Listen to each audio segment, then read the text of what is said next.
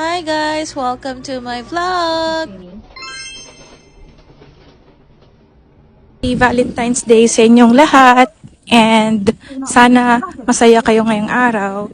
So today, uuwi ako ng Cavite at si Summer naman hatid ko siya sa lola niya. So yung pag na yan, sa lola niya yan. And si Morphine, alam ko 2 beses na siyang nakasakay ng Move It. Kaya ayan, feel na feel niya yung hangin. Pero grabe naman yung pantog ng puso niya. So, super duper kapit ako sa kanya. Although may meron siyang bag. So, favorite ko yung croissant ng French baker. Pero ngayong araw wala silang ham and cheese. So, bumili na lang ako ng butter croissant. At dadalhin natin yan sa Cavite. So, nagbayad na tayo at sasakay na tayo ng bus.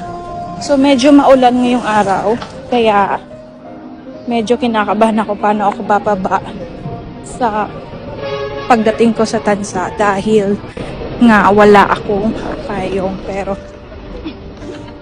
tignan natin mamaya. So, ayun, nakasakay na rin pa ng bus. Buti na lang nakaupo ako sa may harap kasi hirap na hirap talaga akong bumaba pagkasama ko si Morphine. Dahil may dala akong bag. So, pagdating Tansa, bumili ako ng ulam sa kanto namin sa Barangay Kapipisa.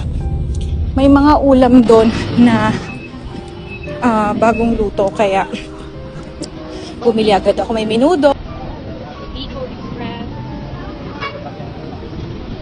adobong baboy, chicken curry, caldereta.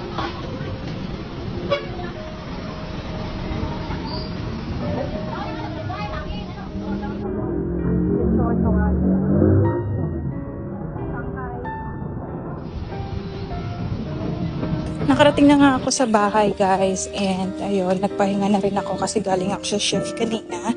Tsaka, plano kong tapusin yung series na pinapanood ko, Unfamiliar. Pero, kumain natin ng croissant.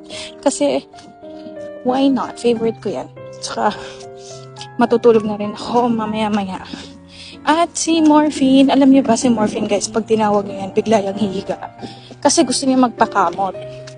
Sobrang cute ng dog na to. Sobrang cute talaga.